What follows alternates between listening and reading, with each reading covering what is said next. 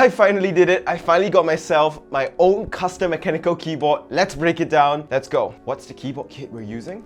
MW65. So this is like the polycarbonate or acrylic case. And basically what that means, it's kind of plastic. There are some issues with it being acrylic. It's clearly not strong enough to handle the weight because it's actually flexing down a little bit, which is a bit unfortunate. But because it's polycarbonate, because it's acrylic, I think it has a very interesting look and it has a very interesting sound.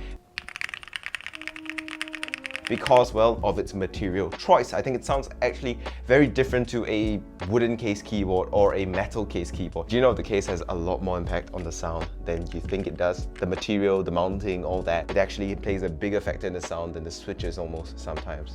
A key feature of the MW65 is that not only is it a reasonably priced keyboard kit that is made in China, it's a Chinese-made, Chinese-designed kit, but it is also gasket mounted, which is pretty impressive for the price it goes for, which is I think about $100 on like Taobao, Alibaba, depending on where you buy it from. And for its very reasonable, affordable price, the fact that it's gasket mounted really helps it out a lot. Budget gasket mounting, baby. If you're wondering what gasket mounted is basically the keyboard PCB and the plate doesn't directly screw in physically, solidly into the case. In fact, it's actually cushioned with some sort of foam gasket in between the PCB plate and the case itself. This way, the vibrations from you typing doesn't translate directly into the case, so it doesn't result in a hollow sound that's reverby and empty, which many people consider not that desirable, me included. The MW65 also has a nice volume knob here, which you can program to whatever via, I think, VIA or QMK. It's a bit of a difficult thing to do, but the guy who built this keyboard for me already programmed it to be volume knob and as well as play pause. Like, this volume knob is pressable. Freaking love this volume knob. It's so convenient.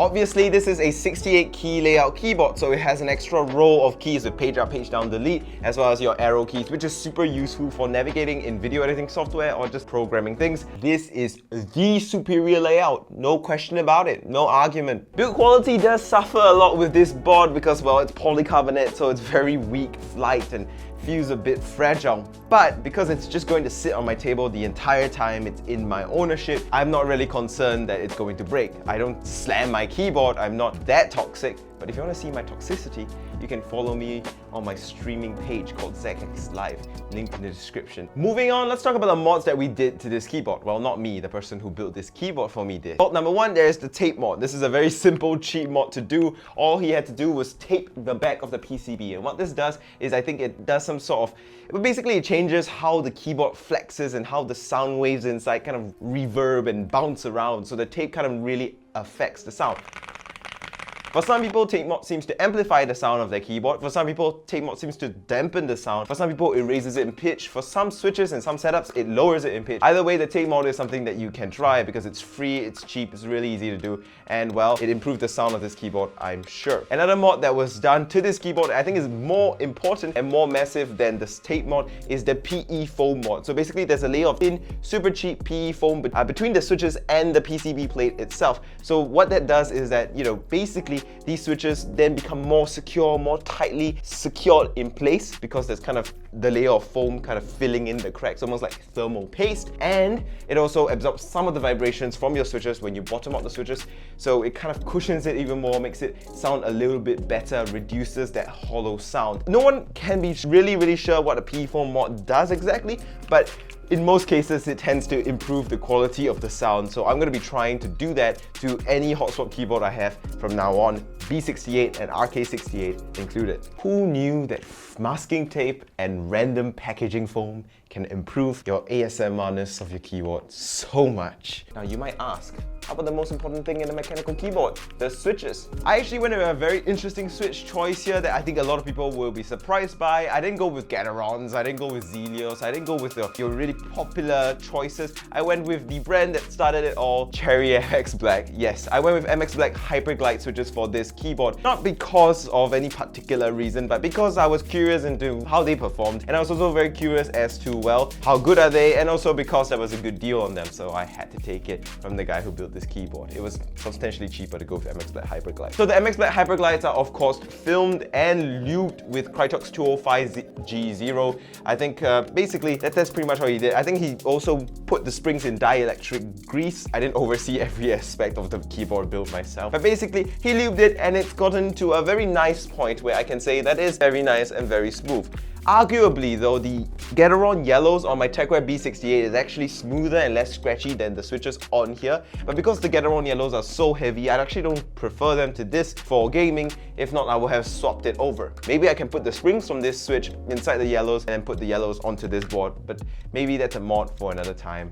We'll see. Either way though, I'm more than happy with how these switches feel. Way better than MX Browns, that's for sure. They're not the smoothest things on earth, but they are smooth and they are very comfortable and they're very enjoyable to type on and game on. And gaming is the main purpose of this keyboard, which is why I chose the keycaps that I chose. Now, you might be like, how the hell do you know what to type and how the hell do you know what keys are what on this thing? What are those keycaps? Now, for those people who are not the absolute keyboard enthusiasts, you won't recognize this keycap set. But for people who are, well, more into the world of mechanical keyboards, you will recognize this keycap set as well, the GMK Dot. However, because GMK is a brand that sells in very limited quantities, they're a bit pretentious, they always do limited drops, and basically to get an original kit, you have to pay a massive premium from a reseller, and it's ABS, not even PBT. What ends up happening is that you're gonna waste a lot of money if you go with original GMKs. And as someone with a very tight budget and is a completely broke boy, going with the clones of the original GMKs that are PBT instead of ABS and a lot cheaper was just the sensible decision. You a sucker if you thought these were real GMK dots. I ain't that rich. I absolutely love GMK dots. They're super minimalist, they're really, really nice, and I just like the vibes of these switches. They're really, really cool, they're really, really clean, and they are so eye-catching. When people see this keyboard, they go, how do you type on this thing? How do you know what keys to press? And they go, wow, that looks awesome, because the colors are beautiful, the imagery is awesome, the aesthetic, man, that's just vibes. I really like the GMK dots and I'm glad that I finally have a keyboard with GMK dots. And I think with the whole setup with the black acrylic, it really fits in and it's a very cohesive looking keyboard, which is nice. Oh, and a funny story, I had to use this particular type of caps lock because the normal full-size caps lock cannot fit. I had to move the switch to this side and then use this caps lock key instead of the usual caps lock key, which is a bit unfortunate because, well, I would like the normal caps lock instead, but honestly, this works just fine. And with that, it's time to do a keyboard sound test because I know you guys want to know how nice this sounds.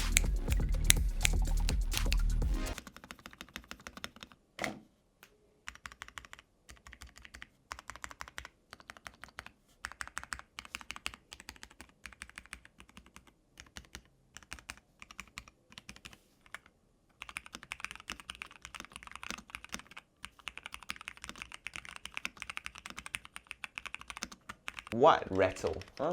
What rattle? What rattle? What ping? Pingless, baby. We're playing on LAN.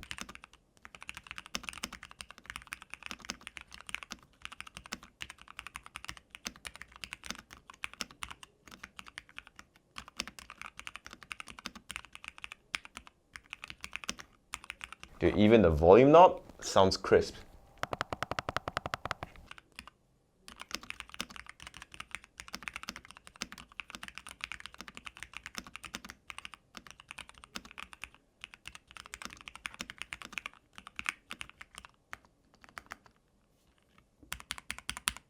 So, do you like the sound of this keyboard? What do you think about my new custom keyboard? If you want to see this keyboard in action, well, check out my gaming streaming page, linked in the description. I'm going to be streaming a bunch of Valorant on there and just be having a lot of fun. Check it out, ZX is live. I'll see you guys over there and I'll see you guys tomorrow when I release a new video. So make sure you subscribe for that. 10,000 subscriber giveaway is coming really soon. So the more you hit that subscribe button, the more you like my stuff, the more I grow, the more stuff I can give away that is really, really cool.